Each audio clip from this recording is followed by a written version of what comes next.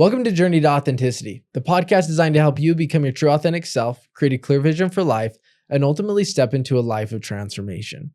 I'm your host, Braiden Belnap. I'm a transformation life coach, speaker, and entrepreneur dedicated to helping you do just that, transform your life. But what if you're in a position where you've gone negative, whether that's in your bank account, business results, life results, and you're really struggling? That's exactly why we have Chad Bennett joining us today, as he went from triumph to negative in his bank account and really struggling to triumph in business. He's here to help you understand how to get out of that negative balance in your bank account or life and build and protect yourself and business in the process.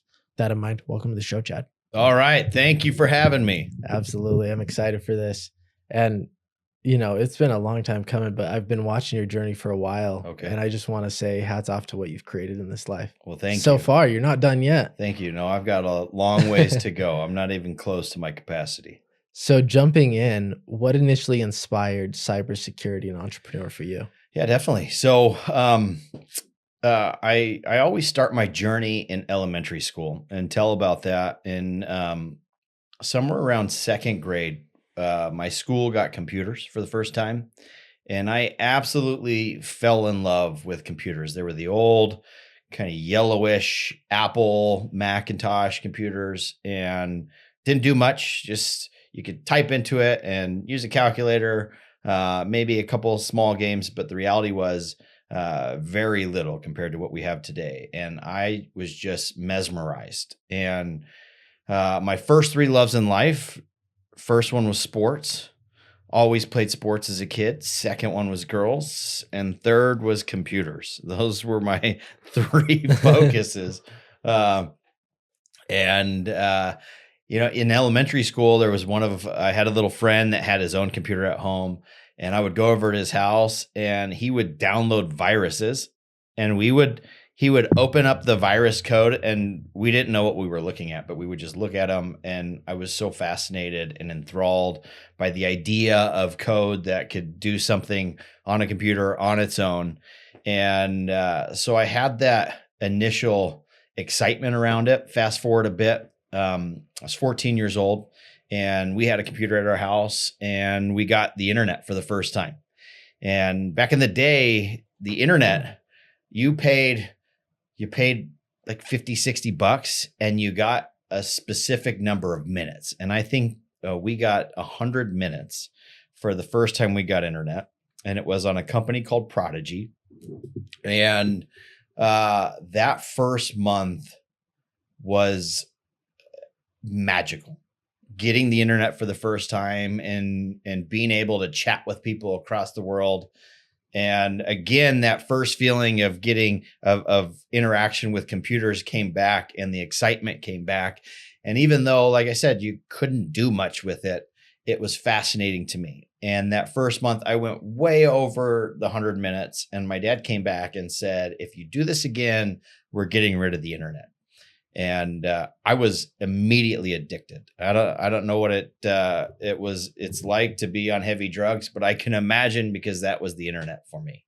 And having some skills in computing and having kind of focused on learning how to write code, I already learned how to write basic code, which is just a very basic language, and I decided I was going to write code to get free internet. And I bought this huge Visual Basic 2.0 book, and I taught myself how to write Visual Basic. And my first program ever was a program to get free Prodigy. Or free internet. I figured out a vulnerability on their site, and I wrote the code to exploit that vulnerability. Definitely not an ethical endeavor, but as a 14-year-old kid, I had some specific needs, and that was to get on the internet. And so my first foray into cybersecurity is as a 14-year-old kid, just trying to break into things. And surprising enough, it was pretty darn easy to do it. And the chat rooms that I was a part of were hacker chat rooms, which is basically a bunch of kids that have, played around and learned some things. And then we would all tell each other what things we had found. And then we would just iterate off of that. And I just had this fascination of, wow, there's these companies out there that are worth hundreds of millions of dollars. And I'm just this kid that can, exploit computers or websites or whatever was necessary for me to get into their computer systems, their remote computer systems. And so after that, I bought more hacker books. There was only a couple out there, and I was in these chat rooms, and then just became better at let's say exploiting vulnerabilities in other company systems. Now I did it more to learn rather than to steal things or to break things or to damage things. That was definitely not my focus. My focus was just what can I actually do? And fast forward a bit, I worked at a local university here, and I became in charge of a cybersecurity department. And I was already in love with computers, but that was the first time that I actually went pro. So I tell everybody I started at age 14 in cybersecurity and as a teenage hacker. And then I went pro in my early 20s, meaning I actually started getting paid to protect rather than to break into things. And I've been in cybersecurity now for over 30 years. My entire professional career has been in technology, specifically in cybersecurity, software development, IT management, that type of stuff. But cyber is my passion. I love it. AI has now become one of those passions in technology, and it's just such an exciting industry. It keeps growing. The need for it keeps growing. And so I love it. And hence, so told you about college. I ran a department in cybersecurity. And then roughly around 2008, I started an IT services company or a technology company where we provided cybersecurity services for large enterprises. And after a couple small exits and some transitions with organizations, we started Heroic. And today, that's what I do. That's where we make our money, is in Heroic Cybersecurity. We help organizations protect against hackers, those 14-year-old kids that are trying to break in and trying to do stuff, right? We protect against those kids. We protect against the pros out there. It's surprising. The younger generation, they really are the pros. You've got some old dogs that know their stuff and have been in it long enough, but it's amazing what these young kids can do. And we help organizations protect against them, so they don't compromise their stuff. So Dad got mad at you for going over the internet. When did he find out that you were hacking the internet? Oh, years later, years later, long after. What did that conversation look like? I'm curious. He wasn't surprised. I don't think my parents were surprised because my life consisted of sports. And when I would come home, I'd either be hanging out with my friends or I'd be on the computer. And so there was no in between: sports, friends, computers. And they weren't surprised. They knew that I was programming. They knew I was doing stuff. So they kind of just laughed it off, like, yeah, that's Chad. Yeah. That's too funny. Yeah. It's you got to learn to break some things before you can fix them, though, too. Absolutely. Right?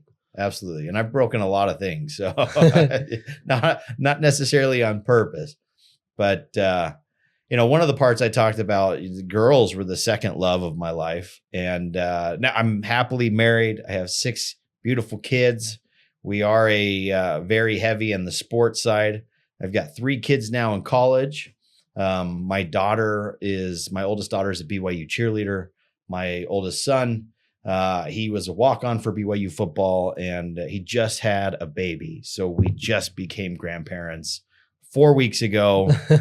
It hasn't really settled in yet. I don't know what it feels like yet to be a grandpa, but I can tell you the couple hours that I got to be around my new granddaughter, I definitely felt that special feeling that comes just with having kids in general. But now it's it was pretty awesome. Is it a different love? Like, what is it like? You obviously have your firstborn. I'm sure that's an experience. I haven't experienced yet. Yeah. What's the differences like with a grandkid? Funny enough, with my firstborn, it took me a couple weeks to feel that connection. And this is something that it doesn't usually happen with the women, but happens often with men.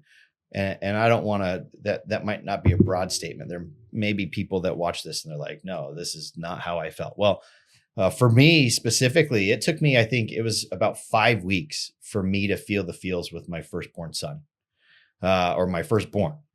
And I thought there was something wrong with me. I'm just like, what, am I like a sociopath or something that I don't feel? And the answer to that is no. It's just sometimes it takes a bit. It wasn't instant for him.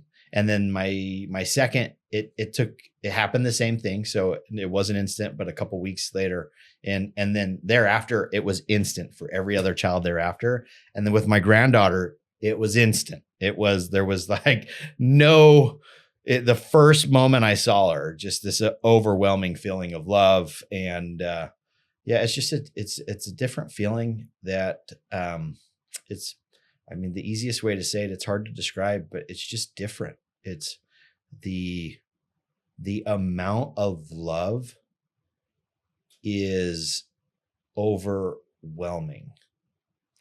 Yeah. Hard to describe the love that comes when having children. And they, don't get me wrong, they're very difficult. Not my granddaughter, but kids can be very difficult. But at the same time, it's just the amount of love that you feel for them is crazy. It's nothing like you've ever felt before. I don't know if you talked about your parents and how they got a divorce. And I don't know if you've ever heard this from people or parents or anybody, but you're like, the love that you feel for your spouse, it's just different. And that's not saying it's less. It's just a different type of love that you feel for children. With children, and let me see if I can quantify it, and I'll apply that to me. I won't apply it to the general public, but the love that you feel for your children is that like real unconditional love. With a spouse, the difference is there is a severing of the unconditional. You've seen it in your parents' family, or in your family with your parents. I've seen it in my family. I've had, there's been 7 marriages between my two parents. My mom's been married 4 times and my dad's been married 3 times. So I had my fair share of divorces. To me, actually, it was just a part of my life. My mom and dad got a divorce when I was 2, so I never remember them together as a couple. And so my life was just a normal thing. It wasn't anything significant, or it was significant, but it wasn't anything abnormal. With kids, there is that they could be the worst human for the last 3 hours, and then you could be sitting watching TV and they can just jump and cuddle with you, and all that's gone, and you forget everything, and just, yeah, weird, a different love. And I can't wait for you guys to experience that because it's amazing. It'll be good. Yes. I'm looking forward to it. Good. Honestly, it's gotten to that point now. I mean, we've been married for 7 years. Yeah, and congrats. For a while there, I was like, I enjoy doing what I want, when I want, with who I want. And don't get me wrong, you still can have that with a kid. You just have to pivot it. Yeah. And it's different. Everything is different. I wasn't ready to be a father. It wasn't like so my wife and I got married. I was 22. She was 20. Well, she was 19 when we got married, 20. And 5 weeks later, we got pregnant. So we had a baby almost a year after we got married. So it was quick. That was not expected. What I always say is, she tells a story that we had a conversation about it. I don't remember that conversation. I'm glad it happened that way. I'm glad we dove into it really early, but it took me a bit to figure out how to transition from, being this individual and then being a married couple, then having kids. It took me I feel like a good year. Maybe my wife might have a different perception. She probably thinks that it took a bit longer, but yeah, it's fun. I talked that I played sports a lot. So I played in high school. I played football, baseball. I wrestled and ran track. Football, though, was my main sport. And I love football. And we did very well in high school. And I thought that there would never be a feeling of how I felt playing. I at the time, I thought this is the pinnacle of just excitement, how you feel in the middle of a game with people in the stands and having a lot of success. This is the pinnacle of feeling. And I am wrong. I was wrong.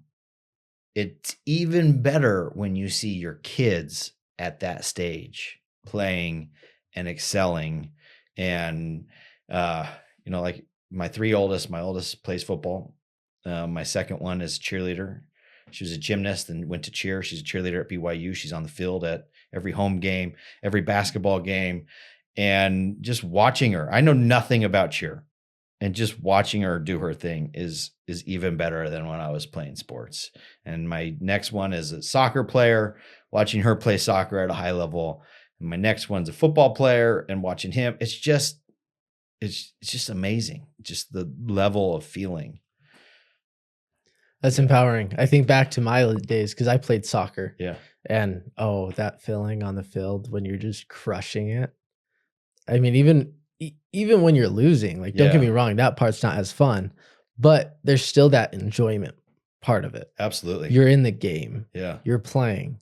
So I'll look forward to that as well. That concept of flow, right? I don't know if I'm applying this correctly, but that concept of flow when you're playing and you're just in the game and you're just, right, you've been practicing, you practice 10 times as long as you actually get to play, and you finally get on the field and get to play, and you're just in the element. It's such a good feeling, such an amazing feeling. Hard to replicate. But kids playing sports at a high level. And I clarify, kids playing sports at a high level. It's fun watching them right as they start because they know nothing and it's just everything's hilarious. They do the craziest things. Wait, your goal's this way. Yeah, exactly. They do the craziest things. And then they get to the point where now they know a bit and they're really bad. That part's not so fun to watch. But then once they graduate from, they know the game, they're not good, to now they know the game and they're starting to show signs of being good, that's where it starts getting awesome. And then once they get to a high level where they're just excelling, greatest thing. Yeah, I love that. Well, let's bring it back to you. Yeah. So entrepreneurship, right? Oftentimes somebody has a mentor growing up where they're an entrepreneur and they were almost born into that path. Other times they find it. Would you say you were born into the path of entrepreneurship or did you find it? I'd say both. I think there's definitely a personality trait that is that a lot of entrepreneurs have. And I definitely, so growing up in a family that there was a lot of family turmoil, whether this is true or not, this is my belief. So, with that turmoil, I felt that it was on me to do the things that I wanted to do. It was up to me. I couldn't rely on anybody. Although I have great parents, like my mom is amazing. My dad is amazing. I've had great step parents. And so it wasn't like I didn't have those resources. I always felt like it was up to me. And so you have to have that mentality in entrepreneurship because at the end of the day, it really is up to the entrepreneur. It's up to the entrepreneur to find other good people so that those other good people get their stuff done. It's up to the entrepreneur to manage those people. It's up to the entrepreneur to make things happen that wouldn't normally happen. And so from that aspect, I do feel like I was born into it. I have that personality trait of just wanting to go build, having the vision. And then on the same level, my dad was an entrepreneur. So we lived in Arizona. I grew up in Arizona. And he, as you know, in Arizona, very hot. he had a ceiling fan business. So people bought ceiling fans to make the rooms cooler in the summer. And he had a storefront that I would always go and sit in there, and he'd be working. And then I'd make paper airplanes and I'd put them outside and sell them for $1. And I just watched him be an entrepreneur. And some of my favorite memories as a kid is being around my dad and his business. I hope he watches this. I don't know if he ever watches he would if he knew about him. I just never tell him about the podcast. But yeah, just going on the summers and hanging fans with him. He would pay me $0.25 for every time we hung a fan, and I would put the blades together. So there's usually 4 or 5 blades on a ceiling fan, and I'd be on the ground and I'd put all the blades in, and then he would hang them up, and the great memory. And then after, we would go and golf, which is really horrible because Arizona, like I said, in the summer, it's crazy hot. But I was with my dad, working with my dad, playing golf and I loved it. It's some of my greatest core memories as a child. I don't know if I've given enough opportunity now thinking about this, I don't know if I've given enough opportunity for my kids to feel the same, but yeah. And so seeing my dad be an entrepreneur, I don't know if it was because of that. It's probably because of him. I always wanted to have my own business and be successful and build my own thing. That's so fun. Does he still run that business today? No, he doesn't. He moved from ceiling fans to real estate and did very well in real estate. Actually, ceiling fans and yeah. So no, he doesn't own that business. He's done a bunch of different things, but most of those were as an entrepreneur. There's a period of time where he took a really good job with McDonnell Douglas, which is now Boeing, and yeah, he has that entrepreneur spirit. Absolutely. It's like you said, it's a characteristic. Yeah. Right? I genuinely believe some people are just born entrepreneurs. Absolutely. But anybody can learn it. Yeah, absolutely. You got to be a hustler, because there's always, I started my company in 2008. So how far are we into it? We're 17, almost 18 years. And I started one, and then we spun off a company, and then we sold some, and then changed the name. So there's been a couple of iterations of the organization, but at the end of the day, it's been 18 years on my own as an entrepreneur, 18 years on my own as an entrepreneur. And you got to hustle. You got to do things that most people aren't willing to do. And there's a mentality towards that. And I think this is even more important. I've had the opportunity to speak in colleges and be a guest speaker for business classes. And one of the biggest things I tell people as they ask questions, this often comes up. One of the most important things for an entrepreneur is to find a partner, a spouse, that is okay with being poor for a long amount of time, because entrepreneurship is extremely difficult. And for the majority of time as an entrepreneur, you're going to be poor. And so having a spouse that is okay with the ups and downs and is able to handle those ups and downs is super important. It is almost required. I'm not saying my experience has been awesome. My wife is amazing, and she has handled the ups and downs as they came. I mean, she handles the ups she handles the downs as good as she handles the ups, and vice versa. And there's been a lot of low points in my career. So that is a critical thing. So let's talk about that for a little bit. Let's go to the lowest point. Yeah. What did that really look like for you as well as your family overall? I'll tell 2 lowest points, and they're very similar. Often in entrepreneurship, you have outside factors that cause ripples that turn into major waves and can overtake people.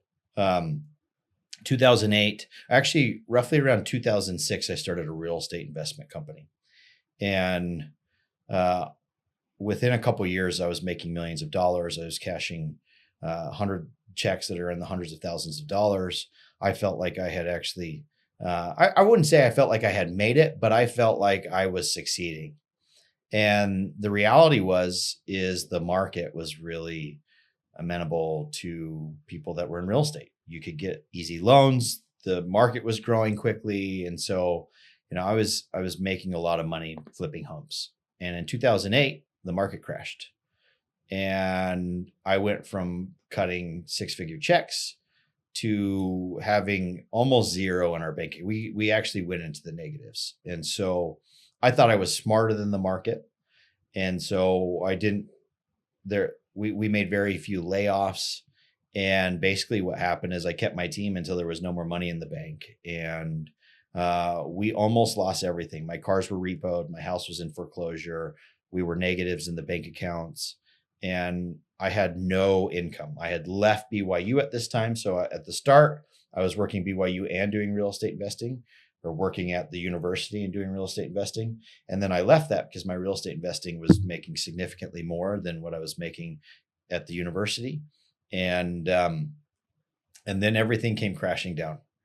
And we had to figure out how to rebuild with no money, with no real job. And I had to go back and get a real job. And then what came from that is I started what the company that has become heroic today. So I started a company called Lancera. And over time, we built up. So from 2008 till about 2014, we slowly built up. Roughly in 2014, 2015, we had about 100 employees.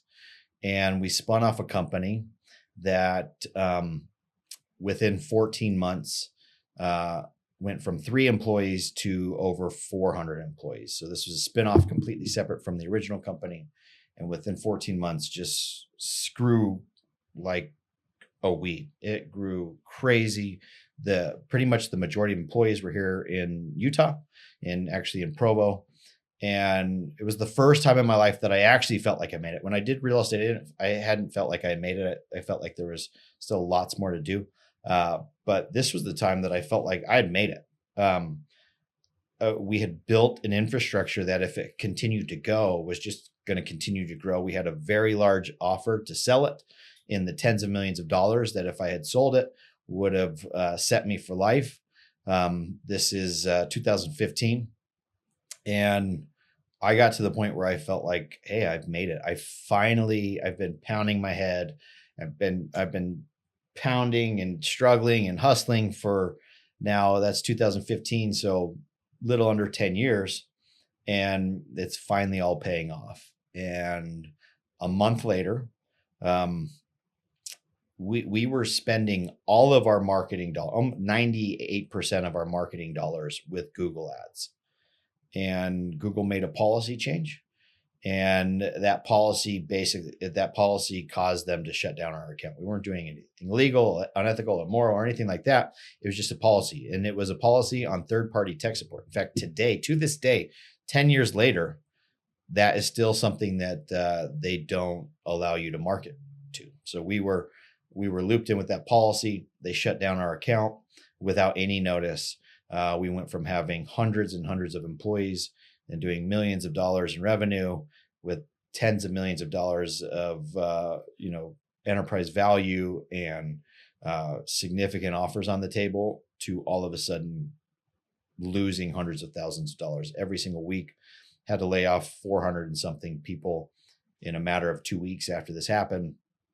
And that was, I think, the lowest. And that happened in 2016. And from 2016 to 2018 was probably the lowest I've ever been. I was always one of those guys where people talk about depression. And I was always one of those guys that was like, oh, depression, this is not just a real thing. It's you just get up and go and do and get past all this stuff. It's up to you. Just go and get out of it. And I learned that what real depression is, and it's not just something that you can just stand up and get out of it. It requires people and therapy and medication possibly, and a lot of stuff to actually pull out of it. And it took me a while. That was a very low point, because it was that feeling of, I've made it, and now it's all gone. That 10 years to get to this point, now I've got to rebuild it all. I've got to do this. And it's like catching lightning again. Some people never catch that lightning. I felt like I've caught it, and now I got to do everything all over again. It was tough. And I lost my way, not only on the business side, but on my personal self-worth, as a husband, as a father. I just lost. I felt like I lost everything. Family is amazing. My wife is amazing, and she saw it, and she didn't know what she could do, but she was always there. Had great friends that were always there, always checking in on me. They didn't know the extent of it, but a couple friends that I can think of that they were always checking on me, like, hey, how's it going? They could see that something was very different. That was the lowest. And it's taken a while to pull out. Let's be real. It didn't happen over a year or 2 years or 5 years, right? It's been a slow and steady. But at the end of the day, you just got to figure out what happened and then move forward. And there's a great business, or I feel like I'm talking too much, but No, this is really good, Chad. there's a great business book that I read that really, I think, put things into perspective. And that's Extreme Ownership.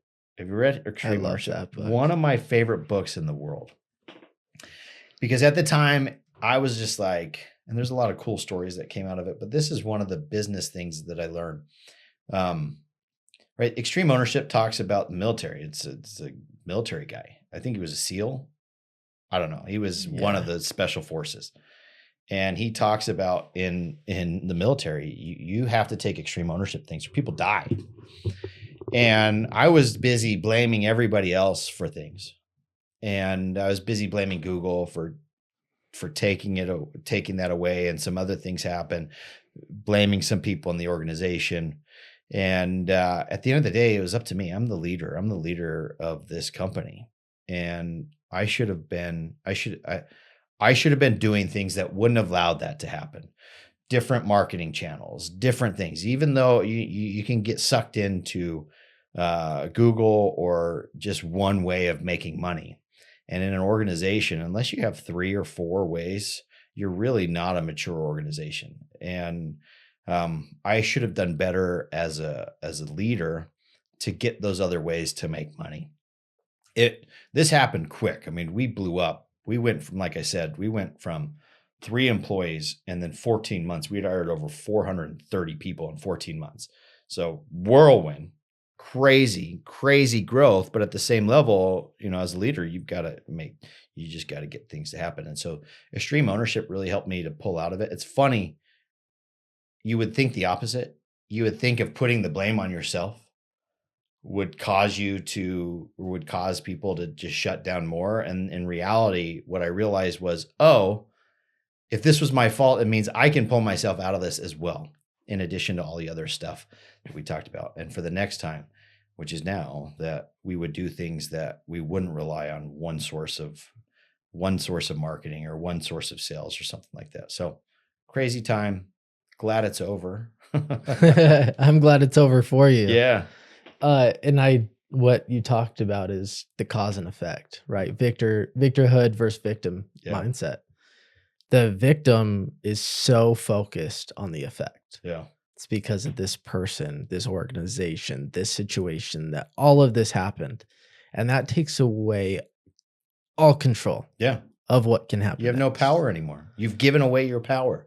But when you're cause focused, that's when a victor sees what took place. Mm-hmm. They see the hardship. They see the struggle. They see the good, the bad, and ugly.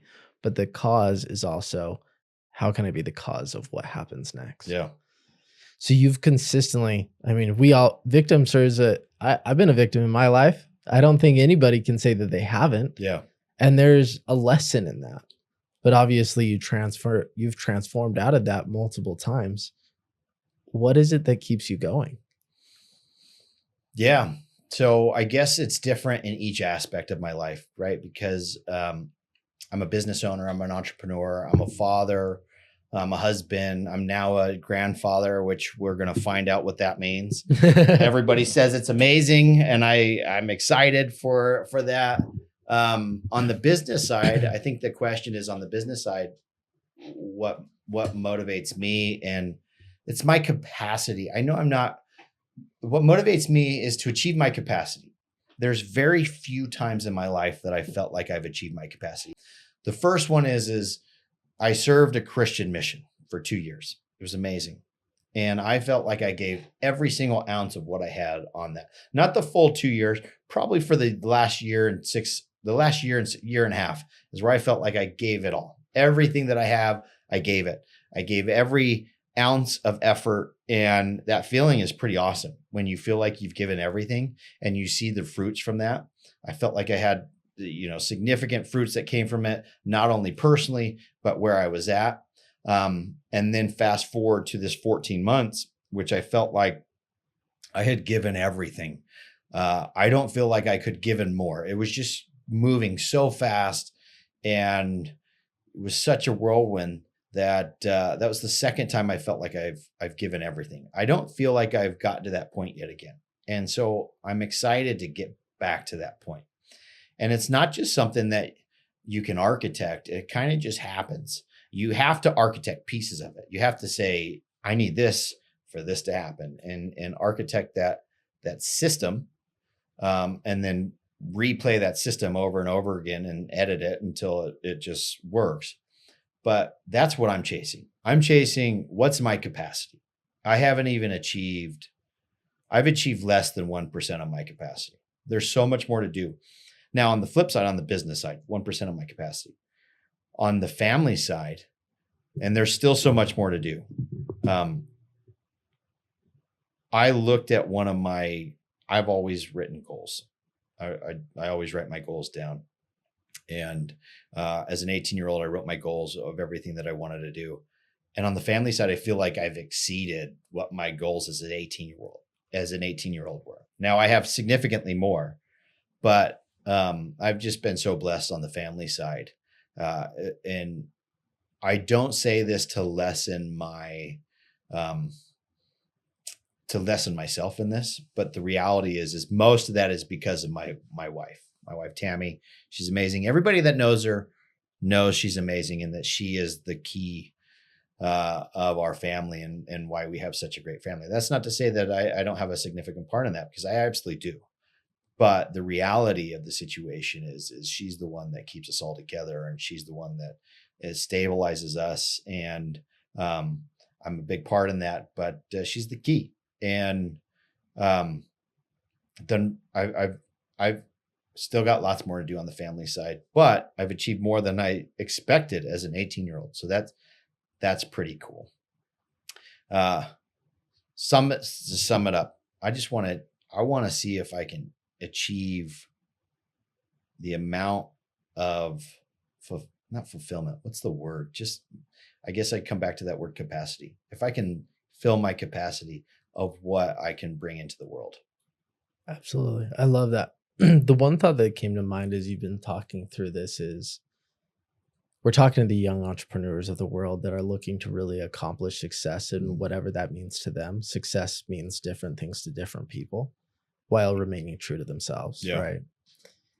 It's so oftentimes that I've heard, I'm not a parent, so I can't speak to this, but I do have the mindset that, hey, if you have something that you want to accomplish, no matter what it is, it's possible. You may need to pivot. Kids, you may need to pivot some things around. Yeah. That doesn't mean you need to quit. Yeah. But so oftentimes I hear stories of, I stopped doing this because I had kids. Mm. How did you and your wife mitigate that conversation and keep going? I laugh because we didn't have that conversation. We kind of just did.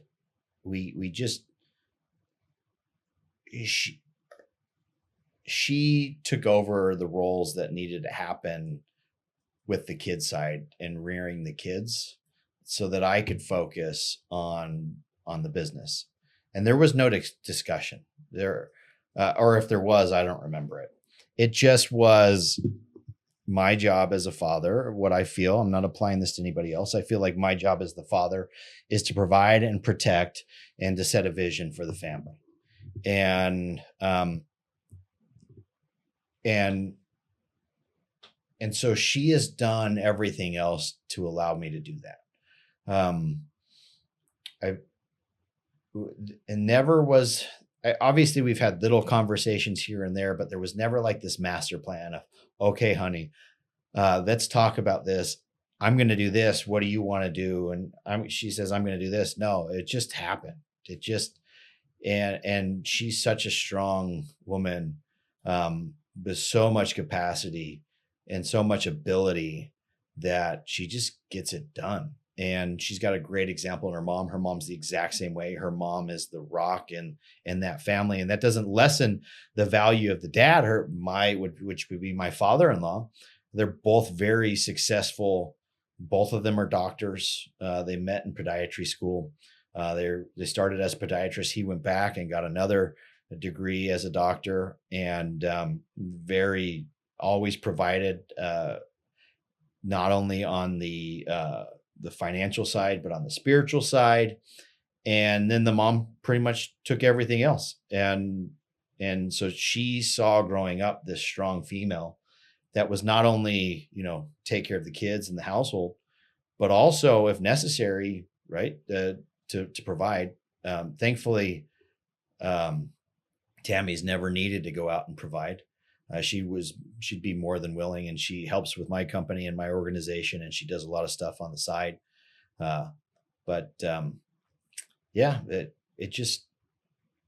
And I understand that my relationship is probably very different than most other people. We just kind of fit. We just kind of jumped into it. Now, having said that, it took me a little longer to figure things out than for her. I mean, for her, instant, everything, the motherhood, being a spouse, just getting by with what we've got. It was natural for her. For me, there was a lot of learning that had to go into it, of fatherhood and providing and all that.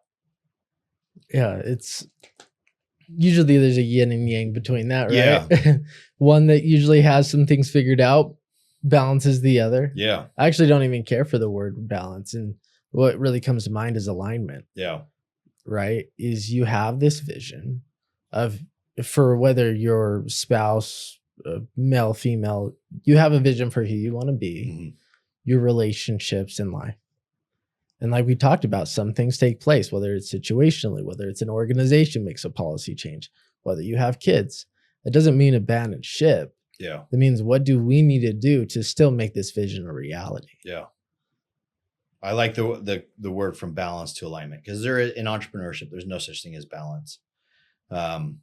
Very rarely in my life have I ever felt like I was in balance. I don't know if there was ever a time that I felt like I was in balance. In fact, most successful entrepreneurs are way, way out of balance, because to be a successful entrepreneur, you have to focus on some very specific things, and you have to shut out all the noise.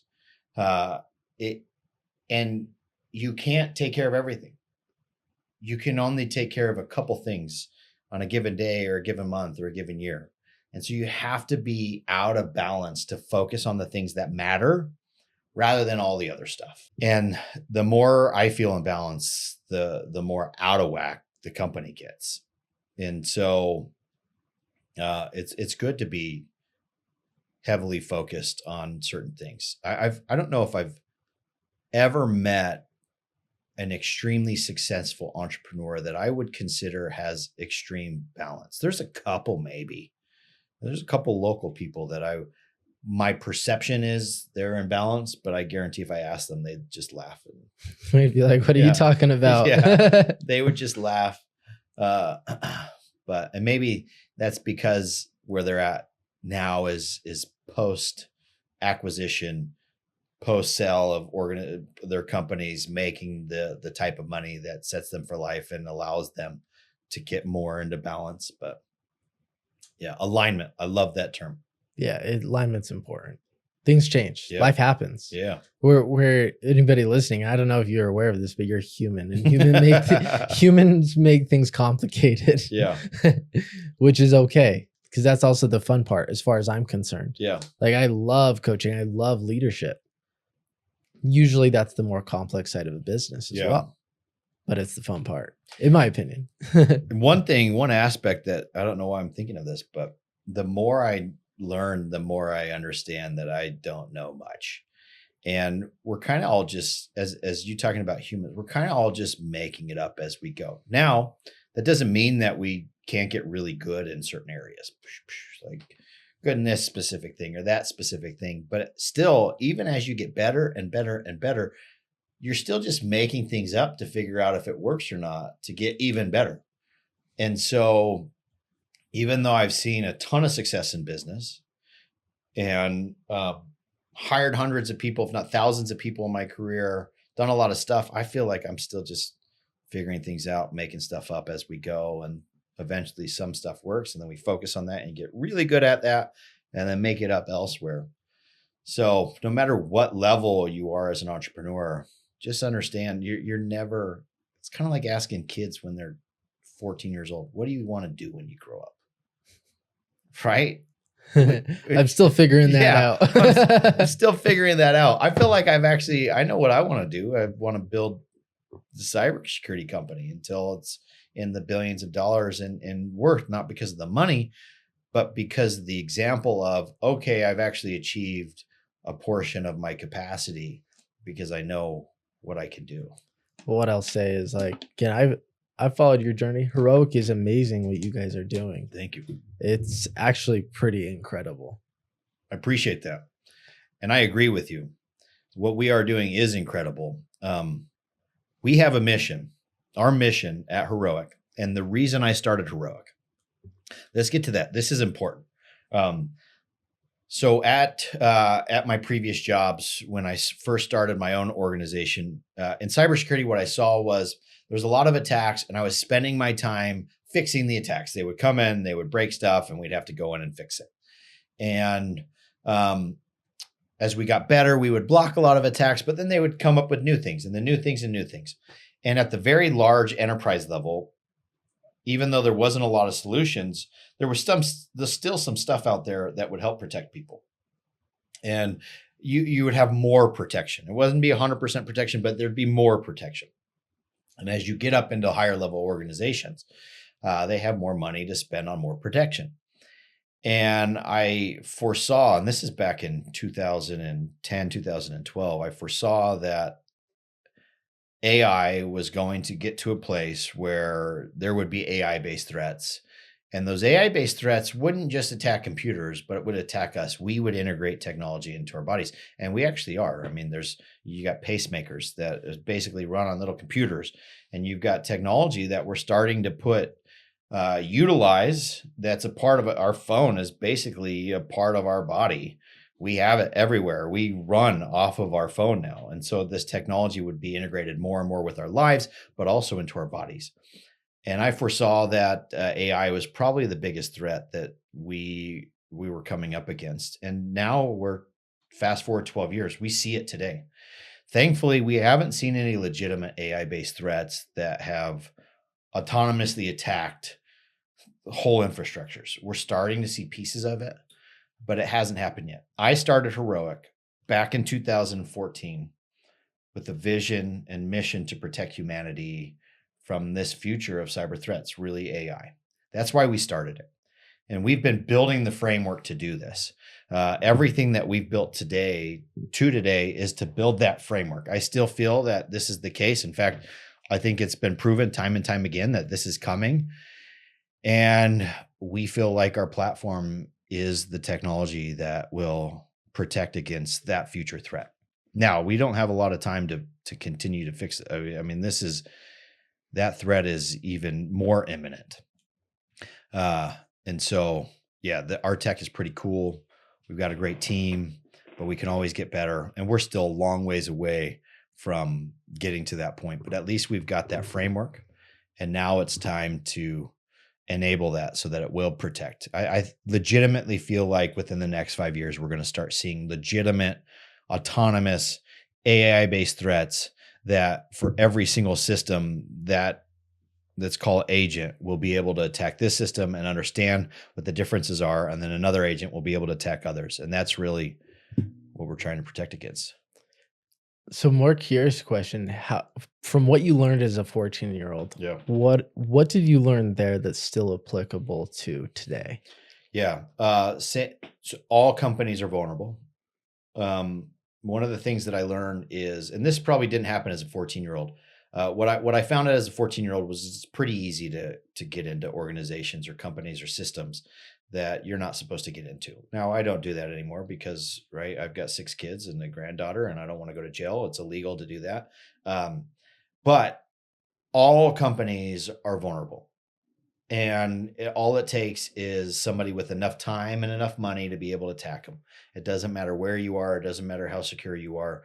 A focused attacker, a dedicated attacker with the bone to pick will always be able to compromise. So the first thing is to understand that there's that vulnerability, to understand they're vulnerable. The other thing is, I think as a 14-year-old, I learned is the broader community, right? I wouldn't have been able to do that on my own without any interaction. And I had no idea who these kids were, if they were 14-year-old kids or 40-year-old men that were sitting in their underwear, just as I was in their basement. But that happened because of this interaction, this connection, this communication that we had on the chat rooms. That's all that we had back then, because the websites weren't really a thing. This is 94. So what we have today is an internet, completely different what we had back then. What we had back then was email and chat rooms and Usenet, which is just like a forums. And that's pretty much it. So, but even at that point, with so very little access to information, it was such a critical part of what I was doing. So I'd say those two. No one's ever asked me that question. That's a good question. Yeah, I was just curious, like, what is it? Because the principles remain true. Yeah. Information may change. Yeah. Environments will change. And economy will change, but principles usually remain true. And you're right, as you say that everything is vulnerable. Yeah. What I'm curious as well is we're talking more organizational. I know you talk about the personal side of protection as well. Is, in all honesty, I just use my phone and just assume that I'm always protected. Yeah. What would you say to the personal use of phones, computers out there to the individuals? Yeah. I think I would go back to that. The reality is pretty much all your information, all your private information is already out there. Whether it's held by a company like Facebook, Amazon, Twitter, or whoever. The reality is your information is already out there on you, government. And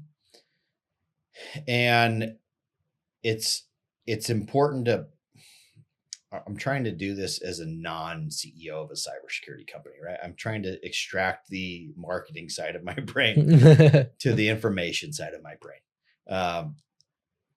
It's important to understand that there's things that you can do to better protect yourself. And the more that you do will cause more friction in your life. So it's just easy just to allow everything on the phone.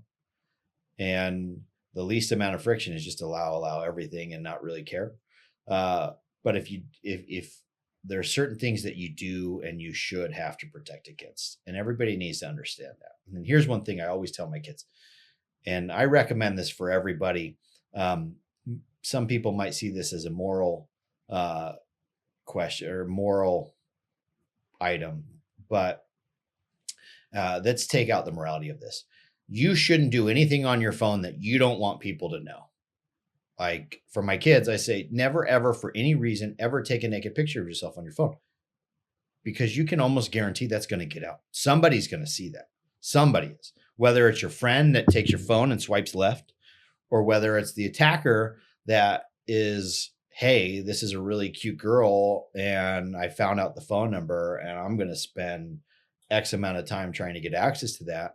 And this happened a bunch about 6-7 years ago for what we would now call influencers, but people that are very popular, where they were able to get into their systems and steal all their pictures. So number one, if there's anything that you don't want people to see or know about you, just don't do it just don't do it on your phones. Kids, it's really important that they never take pictures of themselves and put them on phones. It will always get out. And there's been a lot of teenage deaths because of that. A lot of nastiness has come out of it, and it's really sad and it's heartbreaking to see. I went down a path that I didn't expect to take in this, but it's important. It's very important. It is. It is. And as parents, the parents need to protect their children because that phone is a drug. It's a drug for us, and it's definitely a drug for our kids. And it's just every waking moment they're sitting in front of it, and we're sitting in front of it, and it can do some significant damage. So I think the follow-up to that is to really, and this is really difficult because every kid has a phone now. If they're in junior high and above, almost everybody has a phone. And my kids at roughly 5th grade start asking, hey, there's kids in my grade that have phone. Why can't I have a phone? And you really need to protect them from that. All the apps on your phone are meant to keep you engaged. Every single one of them, even my app, my heroic cybersecurity app that's meant to protect you, it's also meant to get you on the app. Because the more time you're on the app, the more likelihood that you're going to continue paying for heroic or you're going to continue using heroic. And it's even more for these companies like Facebook and Instagram and TikTok and all those, right? Their algorithms are specifically meant to keep people mesmerized and just sucked in to their environment. And we are the only ones that are going to pull them away from that. It's just, I mean, it's so hard for us. Imagine how much harder it is for a young developing mind to pull themselves off the phone. So parents, take away phones. Don't give it to them too early. When you give it to them, make sure that you're blocking stuff. It's amazing, even though I block stuff on some of my kids, it's amazing how often they can break through it. You think that you're protecting your kids with blocking apps on the App Store and stuff like that. They get through that every single time. So you just got to be really careful. We have an open phone policy in our house, which means anybody can see anybody's phone at any given time. That means any of my kids can come up and look at my phone. It means my wife has full access to my phone. It means I have full access to hers. All the kids, everybody has access to everybody's phone. And that sounds good in theory. We probably don't check as often as we should, but that keeps us somewhat honest. I'd say somewhat because it's really easy to get around protections and people to do things that they probably shouldn't. But I think that's a start. It's a start in the right direction. Taking phones away at night, making sure they don't have it in the morning, blocking specific apps. There's no reason why there's certain things that there's no reason why they should have access to at certain periods of time. Teenage girls, really protecting them. So yeah, these are certain things that I recommend. So we talked about not sending naked pictures, or doing not even taking the picture. Don't even take the picture. It's just saved. Yeah. If you have it in there, someone's going to see it. It's almost 100% guarantee. If there's a naked picture in your phone, somebody eventually will see that picture. And it's usually not the person you want to see it. Absolutely. Yeah. What else? Like, for an adult sense, right? Mm-hmm. We're talking finance. We're talking business on a personal level, non-organizational level. Somebody like me that it'd be cool to have my podcast be running without me, but that's not my reality right now. Yeah. On a personal level, what are other things that personal individuals should be doing to protect themselves? Yeah, I usually give the same things. The first one is don't reuse passwords. So passwords are the key to any of your systems that you use. You use a password, and if you reuse a password, that means if I get one of your passwords, it means I can log into everything. And 82% of people on average reuse passwords. And so the first one, don't reuse passwords. And the way you do that is you get a password management system. We don't sell a password management system, so I'm not selling anybody on this. Good ones out there are 1Password, LastPass. There's some other great ones out there. They're really inexpensive. They cost a couple bucks a month. Some of them are free, but using a password manager to save all your passwords. So instead of having to know 100 passwords. You just need to know one, and that one is the one to log into that account. And then people always ask, okay, what happens if somebody gets that password? All right, well, the next step is to use two-factor authentication for every important system. Now it's pretty much you should use it for every system. And what that does, what a two-factor means, or multi-factor, is your password is your first factor, and then a second factor could either be on when you look at your iPhone and it does your face, that could be a second factor. It sends you a text message. I have an app where it just gives me 6-digit codes every 30 seconds, and those codes change. And every website that I log into, I have two-factor. So even if they did find my password, even if that did get breached, then in theory, unless they know the two-factor code, they wouldn't be able to get in. So those are the first things. Don't reuse passwords. And you do that by using a password manager, and you protect all your passwords by using two-factor authentication. That will protect against over 80% of breaches. 4 out of 5 breaches today originate from a compromised credential. Credential is your password. 4 out of 5, 80% of stuff. And that's probably the easiest and the most simple thing that you can do. The second thing, and people have wondered if this works anymore. Antivirus does work. It's progressed over time. It's not perfect. No system is perfect, but for an individual, having antivirus, even if you have Macs are still vulnerable. Apple is still vulnerable. So having some sort of software to protect against yourself is still recommended. That will then protect against the majority of other attacks that you're going to get. If I had to add another one, is don't click on stuff on your emails. So if it looks a little off, it's probably a little off. You've got to be really careful, because of that 80+% of compromised credentials, a big portion of that is because you click on something, it takes you to a fake login, and you put your login in, and they save it, and then they try to log in. So that's a compromised credential. So phishing, what's called phishing in the cybersecurity world, or in general. Those are the main things that I recommend to people. Companies have a very different threat. What's it called? I'm blanking on the term, but threat landscape. They got to do a lot more.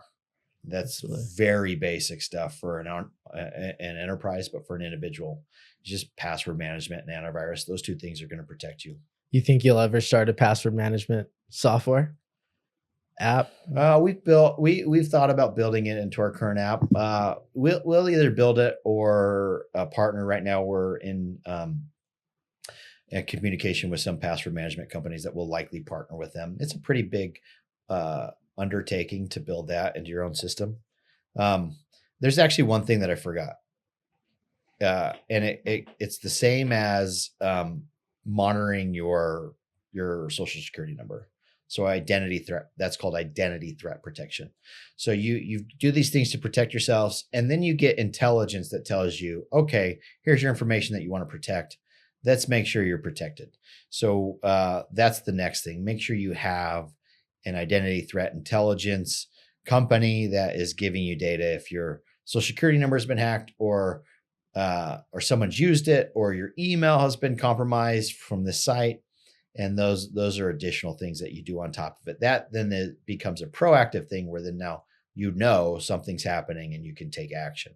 The other stuff is kind of you sit back and you hope that it protects you against it, where this is more forward thinking of, hey, I just found out that this email account got attacked and hacked, and here's the password, and oh, that's the password that I use. I better change it. Did I answer your question? You did. But what I love most about what you're doing, Chad, is you're very proactive in your protection with Heroic. Yeah. You mentioned that, you went from hacker to being reactive and fixing the problem to the proactive approach. And that's needed with everything in life, by the way. That's not just applicable to cybersecurity. Yeah. Your company, 98% of your marketing on Google Ads and that being shut down. Yeah. right? There was probably some reactiveness of like, oh, what can we do to save this? Yeah. Scrambling. Yeah. We tried.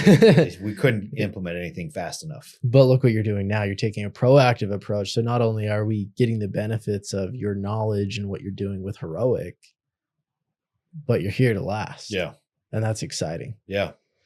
Yeah. Well, I see, as I talk about fulfilling my capacity on the business side, for me to feel like I'm fulfilling my capacity is legitimately to Heroic to be one of the top 5 cybersecurity companies in the world. And what that means is it's worth in the billions of dollars, and it's legitimately going back to our mission, intelligently protecting humanity from advanced cyber threats, from AI cyber threats. That's our mission. If we achieve that mission, and not if, when we achieve that mission, I have no doubt that I should feel fulfilled with my capacity. That's where we're going. I'm not going to stop till we get there. I often question if I'm the right leader. And, you just kind of, it's one of those faith things of, hey, yeah, I am. You just got to keep pushing. And if I ever feel like I'm not the right leader, then I'll probably hire somebody significantly better than me. But yeah, that's where we're going. That's fair. What's the value? If you don't mind me asking, you want to say online, you don't have to. What's the valuation of Heroic right now? Oh, it's, if I had to place a number on it, it'd be in the 9 figures. And so, but I imagine a lot of other companies would put us in the 7 to 8 figures. So yeah, I'd say it's in the 9 figures right now. And 10 figures, if I'm correct, is $1 billion. So in the hundreds of millions of valuation. We haven't set a valuation. I mean, we do have an internal valuation that we've set on the organization, which is in the 9 figures. But there hasn't been a valuation set by like a investment firm or anything. We will raise money. We raised a small friends and family seed round back in 2018. We've been cash flow positive and profitable since then. We haven't needed to take financing, but to get to where we're going, we will take financing. And at that point, it's likely that our valuation will be in the 9 figures. That's exciting. Yeah. So, and the reason I ask is what I'm curious most is what are the next steps to get to $1 billion? Yeah. The next steps are enterprise sales, hundreds of yearly recurring enterprise sales for Heroic. For us, we've released a new software. It's called the Dark Watch. It's a graduation from our previous offering, which is called Epic. And what it is we have one of the largest repositories of data breaches in the world. And we compile those data breaches, and then we provide that information to organization, that intelligence to organizations to say, hey, AT&T, you have X number of employees that we have the passwords, the intelligence to be able to log into your system. And by the way, here's the information, here's the intelligence. So we provide threat intelligence to organizations so that they can protect themselves. We also provide that to individuals for free. So individuals can get all the intelligence that we have on them for free. Now, we would like them to sign up for a paid account, but you don't have to. We do the same thing for businesses. So businesses, it's a very different, more broad. We look at more things, but we provide them with the information that we find. We have analysts that are on the deep and dark web every single day that are looking for breached data, breached credentials, breached information. And then we compile that and provide it to organizations and people. For us to get into the billions, which would be 10 figures, hundreds, if not thousands of monthly recurring enterprise organizations on that software. That's exciting. And so it's very achievable. To give you some valuations of organizations in our space, the largest organization sold for $2.8 billion about a year ago. They got acquired by, I think it was MasterCard. Another one of the organizations, I won't name them by name, but they're already in the billions of valuation. A very small company that we feel like our product is just as good. They just sold for $280 million. less than a year ago, about 7 months ago. The valuations we see at the low end in this industry is 100 million and above for the type of technology, the type of intelligence that's provided. So the multiples are pretty crazy in this industry as well. So here's one. I love cybersecurity. It's everything that I've always done. But some of the benefits of just having been in this forever is cybersecurity evaluations are some of the largest in the space. AI has overtaken cybersecurity evaluations, but it's AI, cybersecurity, and biotech. Those are the largest valuations. If you look at industries with the largest valuations, the numbers, the multiples are crazy. And the reality is because it's just every company needs this. It's not a want, it's a need. AT&T, you name the company, they need this intelligence to better protect their organization. And so these valuations keep going. So it's just a benefit of being in there. I would have never, 30 years ago, I would have never thought, oh, I want to be in this industry because it's going to make a lot of money. In fact, for a long time, it didn't make any money. Up until roughly 2010, cybersecurity was always lumped into the IT budget. And now it's its own budget. It's its own industry. It's its own everything. And the multiples are 5 times what they are in the IT industry and their multiples. So great industry to be in. Glad that I'm in it. I feel like I couldn't have been in a better industry. It's probably the most exciting industry I've ever been in. It continues to, it's kind of like my wife, right? You got a beautiful wife. You guys have been married for 7 years. Still see that excitement, right? There's that excitement that's still there. It's how I feel about cybersecurity. It's just that excitement. It's a weird comparison, but that's how I compare it. I love it. So let's get back to some advice for the audience that's watching today. Yeah. You set up Heroic different to set you up for success long term. Mm-hmm. Not that you didn't the first time. Right. That was obviously the goal. It just didn't go as planned. Yeah. What did you change this time around to ensure long lasting results? Systems. So implementing systems, I think entrepreneurs need to fall in love with the system that they're building. Success is built upon habits that you do continually over time and get better at and more efficient at. And these habits, you build a system of habits that bring success. And so you have to fall in love with the system. You have to have a system. You have to fall in love with building that system, because without the system, it's chaos and nothing survives in chaos. You can go for a short period of time, but there's always a breaking point with chaos. And when you start an organization, there's always chaos. So don't get me wrong, you can get better, but you have to be obsessed with building the system. And then you have to infuse life into that system, because yes, if you have the system that when this happens, we do this, when this happens, we do this. If there's no infused life into that, then it just is mechanical and won't move forward. So it's building that system and infusing life into that. And how do you fuse life with that? You get really great people. People are it.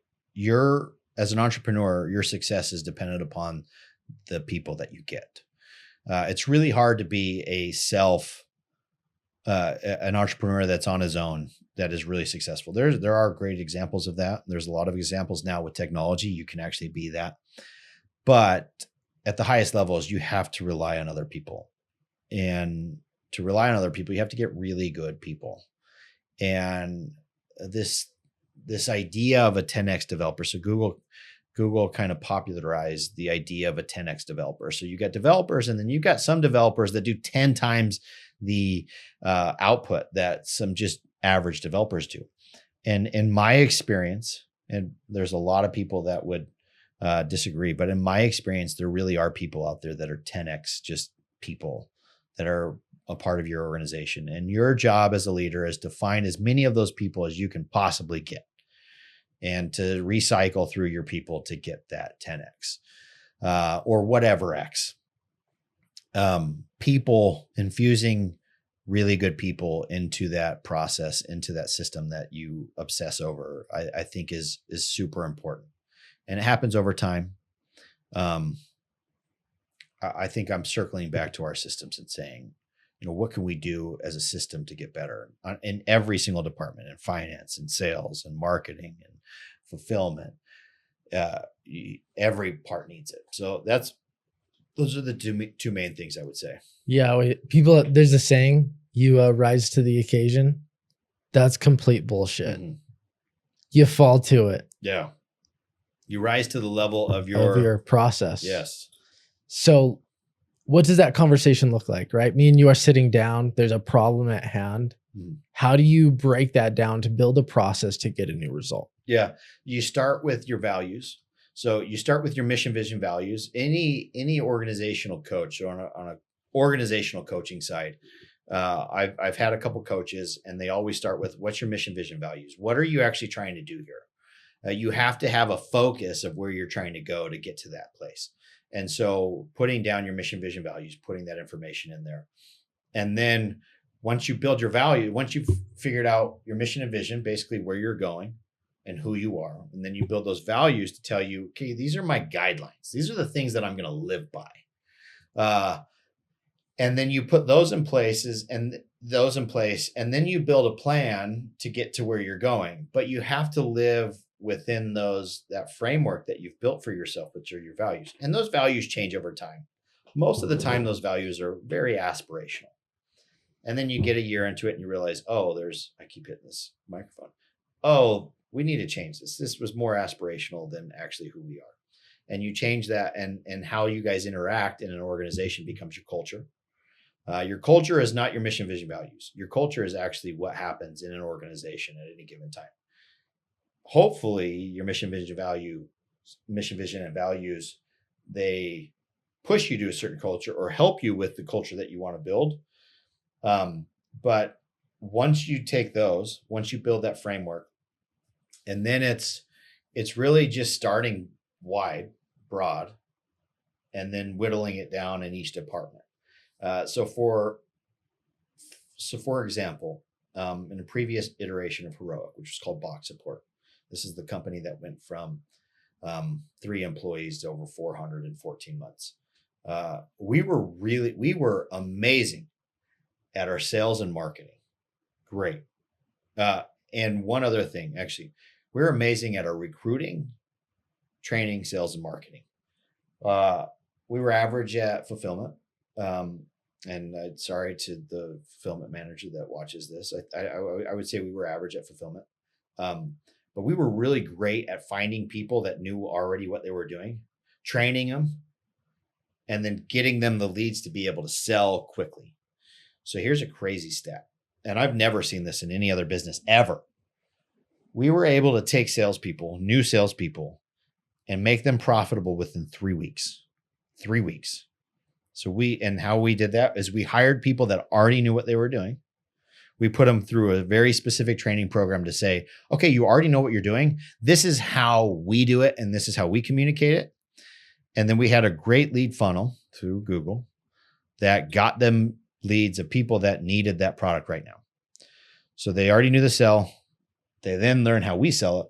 And then we got them the quality leads that they wanted this product right now. And so within 3 weeks, they were profitable. That was the magic. It wasn't how good we supported our customers, which we tried to build systems to do that. It was just getting good people that already know what they're doing, and then getting them good leads. It sounds so easy, but getting that mix in a company is so extremely difficult. And I would say I haven't been able to replicate that yet. We've tried. We're trying. We're working on that. We're working different things to be able to get that perfect mix down. We've got a great recruiting side of our organization. Excellent recruiter. She's one of my 10X employees that she just does more than most people. And right now we're pretty good at leads, and we're decent at the training and the sales side. So we've got to level up those to get to that perfect mix. We're a lot better at fulfillment than we were at that time, but I feel like I'm getting distracted on what your question was, but nevertheless, it's build a process yeah, that gets you a result. yeah. Build If a you- process and then edit and then iterate and iterate and iterate. And you always have to iterate. Start with your mission and values. Yep. Build a process around that to get the new result. Something might break, and then you come back to the table and you create a new process or Yeah. tweak it. Yeah. Although, and you said this before, there's some things that just never change, right? Personal relationships gets deals, and not because you're selling your personal relationship, but eventually that personal relationship has a need, and they would much rather do a deal with somebody they have a relationship with than somebody that they don't. They would much rather say, hey, I know Chad Bennett and I trust him. I just trust him. I know nothing about cybersecurity. I don't know anything about Heroic, but I trust him. And so if I trust him, I trust that his offering is going to be good. I can't tell you how many deals we've done just for that simple fact of they have a relationship with me. For whatever reason, they trust me. I'm grateful for that. And because of that, we get deals purely based on that. So relationships are, especially at the start of an organization, relationships are the most important thing. Having relationships, having people that trust you, having somebody you can call up and say, hey, you're my buddy. I just put this out. It's probably not the best, but I promise you, we're going to make it amazing. And if you sign on with us right now, you get to be a part of that, making it amazing. So it's not the best now, and we're going to give you a good deal, but in a year from now, it's going to be everything that you expect this to be. And the only way you do that is with a relationship. So yeah, relationships and people always matter. Everywhere I go, I'm just reminded that it's always about relationships. Everything in life is about relationships. So make the most friends that you can make, the most relationships, real relationships, not fake ones that are like, hey, I'm making this relationship because I want a deal in the future, but relationships that are real, that eventually can come about a deal if necessary. I mean, I do deals with 1/1000th of my relationships. Absolutely. So even though we get a lot of deals, most of them are just me trying to be a friend with people. I love that. As we come to a close here, I have two quick questions for you. First one is, as your kids are in college, early adult life, what's your advice to them? Yeah. Okay. So I've got 6 kids, 22, 20, 18, 16, 13, 12, and 6.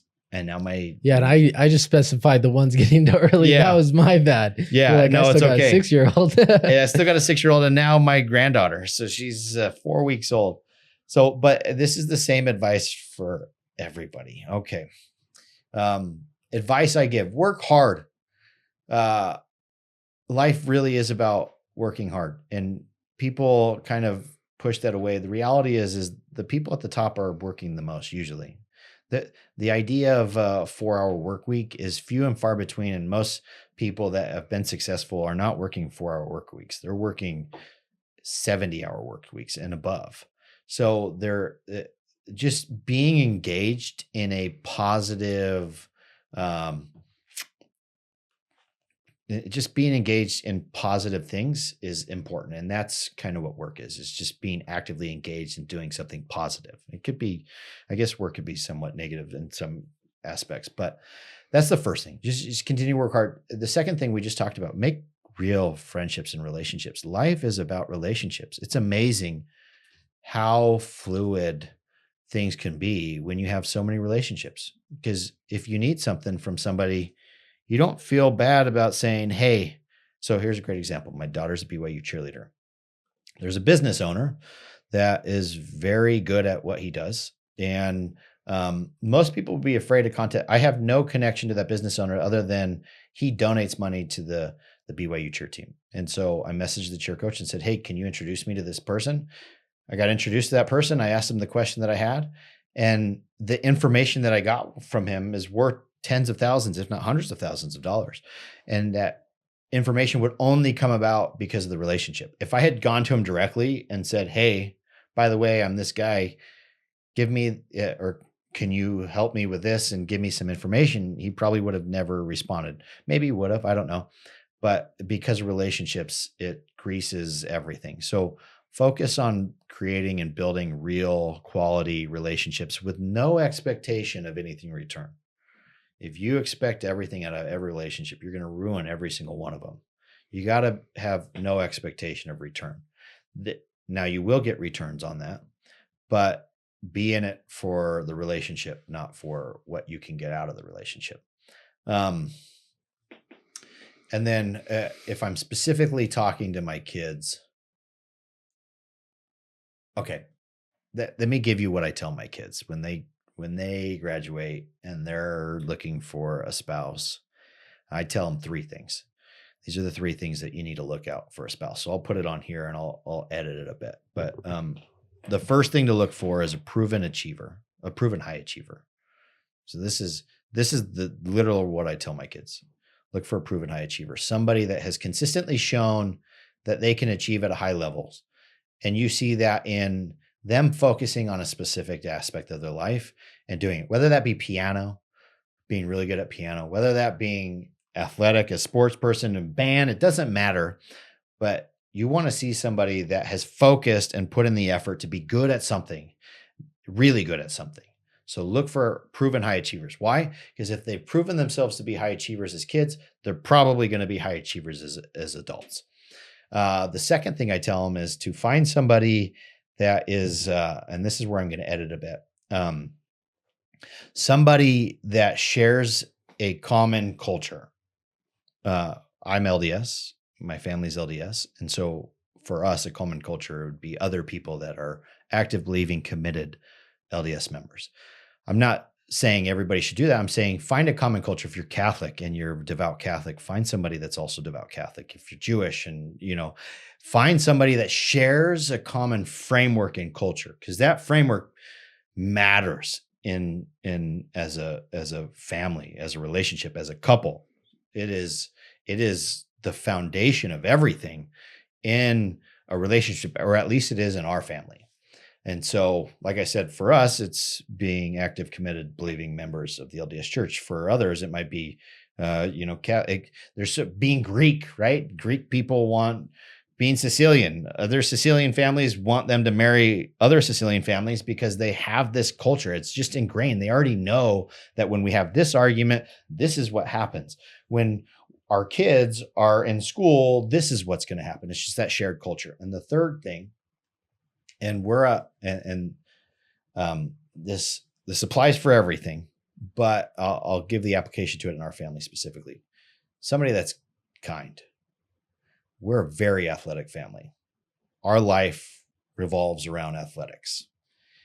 And high achieving people in athletics are often big jerks, specifically in football, but in other sports as well. And so it's important that you find somebody that is high achieving, has a shared culture, but is also kind, that can see past the achievement that they've gotten to, the place where they've gotten to, that doesn't, put all of their that doesn't think that because they've achieved in these areas that they're better than other people. So I would say the third thing is find people that are kind, that are caring. Not everybody's perfect, and people can be a jerk. And don't get me wrong, a lot of people probably think I'm a big jerk sometimes.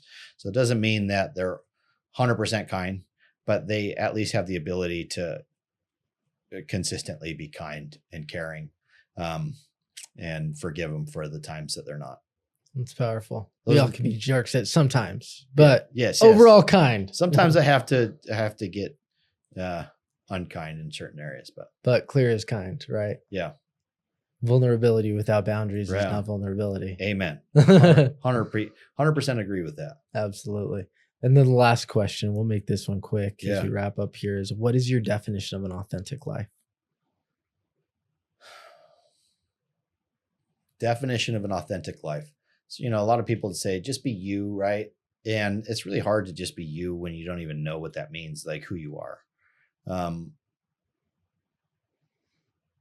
I think an authentic life is setting boundaries for yourself and living within those boundaries. Sometimes it feels like you're faking it. And oftentimes we have to feel like we're faking it, especially as an entrepreneur. Most of the times you feel like you're faking it. And then you realize everybody else is faking it. So you're like, oh, wow, okay, this is part of being an entrepreneur. Not, and I want to clarify when I say faking it doesn't mean lying. It doesn't mean saying things that aren't true. It just means believing in yourself and actually living in the role of that belief without telling untruths, without telling lies. But being authentic is creating your vision of who you want to be and then living that real vision. And you have to change that often because oftentimes society wants you to be a certain way. Absolutely. Your shared culture wants you to be a certain way, your religion, your parents. And it's figuring out who you actually want to be and who you feel like is going to provide the best life for yourself. And then when you have family, for your family, and then living that way. And to be honest, it's quite hard to live authentically. I still haven't figured that out. I think in the last couple of years, I've lived more authentically. And that's because of better communication between me and my wife and telling her, I used to feel this way for a certain reason, and I don't feel that way anymore. And so I'm going to stop being the person that I was trying to be that I don't feel like I am. Anybody can read into that as they want, but yeah, that authenticity just changes over time. Absolutely. You're always learning. And if you stop learning and if you stop becoming more, then your life will look exactly like it is today and it'll never change. Right. So if you're not evolving, your life won't evolve. If you're not evolving, your relationships aren't going to get better. Absolutely. So well said. Thank you so much for coming on, Chad. In fact, I wanted one piece on that. I love how you said that. So studies have shown that happiness comes not from money. Happiness and fulfillment comes not from money, but from progress. So learning is progress. Creating is progress. So progress is necessary for people to be happy. And so, yeah, it's just that constant drive to create progress. And that's what truly creates happiness in people's lives. Amen to that. Thanks so much, Chad. Yeah. Thank you. Thanks so much for joining us today on Journey to Authenticity. If you liked what both myself and Chad had to say, be sure to subscribe and leave a review. This helps to ensure that we get the highest quality and most interesting guests to help you come transform your life. Also, while I have you here, I want to introduce you to my book, The Code of Transformation. We talked today about processes, really becoming more and achieving more. If you want to lay out 7 steps of awareness, identity, spirit, mind, body, vision, purpose, action, and impact, and naturally how to execute that in your life to get those results that you truly desire, be sure to go pick it up today or the link below. Thanks so much and have a good rest of your day, everybody.